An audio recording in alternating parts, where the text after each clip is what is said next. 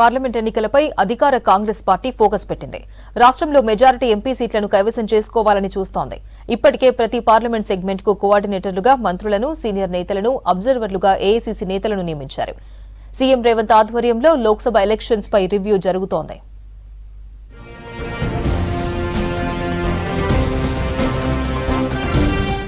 Assembly ఎన్నికల్లో సత్తా చాటిన కాంగ్రెస్ త్వరలో జరగనున్న లోక్సభ ఎన్నికలపై నజర్ పెట్టింది.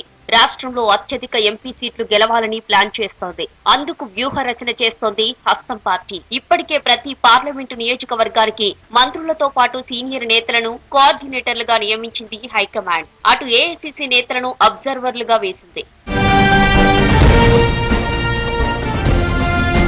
సీఎం రేవంత్ రెడ్డి చేవెళ్ల, మహబూబ్ నగర్ పార్లమెంటు నియోజకవర్గాలకు కోఆర్డినేటర్ గా ఉన్నారు. హైదరాబాద్, సికింద్రాబాద్ ఎంపీ స్థానాలకు డిప్యూటీ సీఎం భట్టి, మహబూబాబాద్, ఖమ్మం లోక్సభ సెగ్మెంట్లకు మంత్రి పొంగులేటి కోఆర్డినేటర్ గా వ్యవహరిస్తున్నారు. మిగిలిన మంత్రులు ఒక్కో పార్లమెంటు స్థానానికి కోఆర్డినేటర్ గా ఉన్నారు.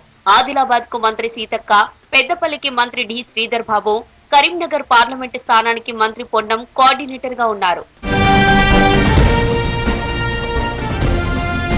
ఇక నిజామాబాద్ పార్లమెంటు స్థానానికి కోఆర్డినేటర్ గా senior leader MLC Jeevan Reddy, Zaheerabad కు ఎమ్మెల్యే సుదర్శన్ రెడ్డి, మెదక్ కు మంత్రి దామోదర రాజనరసింహ కోఆర్డినేటర్ గా వ్యవహరిస్తున్నారు. మల్కాజ్గిరి ఎంపీ సెగ్మెంట్ లో మంత్రి తుమ్మల, నాగర్ కర్నూలు కు మంత్రి జూపల్లి, నల్గొండకు మంత్రి ఉత్తమ్, భువనగిరి లోక్సభకు మంత్రి కోమటిరెడ్డితో పాటు వరంగల్ ఎంపీ సెగ్మెంట్ కు కోఆర్డినేటర్ గా మంత్రి కొండా సురేఖ వ్యవహరిస్తున్నారు.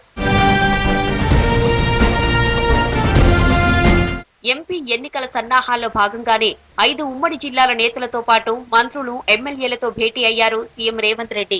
రానున్న లోక్సభ ఎన్నికల్లో ఎలాంటి వ్యూహంతో ముందుకు వెళ్లాలనే దానిపై చర్చించారు. హైదరాబాద్ ఎంసీఆర్ హెచ్ఆర్డీలో నిర్వహించిన పార్లమెంటు ఎన్నికల సమీక్షా సమావేశానికి ఆదిలాబాద్, నిజామాబాద్, మెదక్, హైదరాబాద్, మహబూబ్ నగర్ జిల్లాల నేతలు అటెండ్ అయ్యారు. మిగిలిన 5 ఉమ్మడి జిల్లాలైన వరంగల్, ఖమ్మం, కరీంనగర్, నల్గొండ, రంగారెడ్డి జిల్లాల నేతలతో సీఎం రేవంత్ భేటీ కానున్నారు.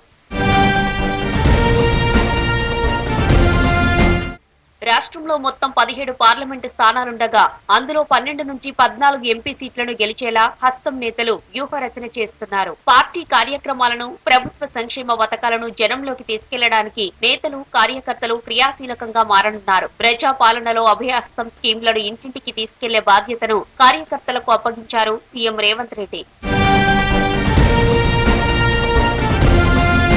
మొత్తానికి పార్లమెంటు ఎన్నికలను సవాల్గా తీసుకుంది హస్తం పార్టీ. రాష్ట్రంలో అధికారంలోకి వచ్చిన తర్వాత జరుగుతున్న మొదటి ఎన్నికలు లోక్సభవే కావడంతో ప్రతిష్టాత్మకంగా తీసుకున్నారు ముఖ్య నేతలు.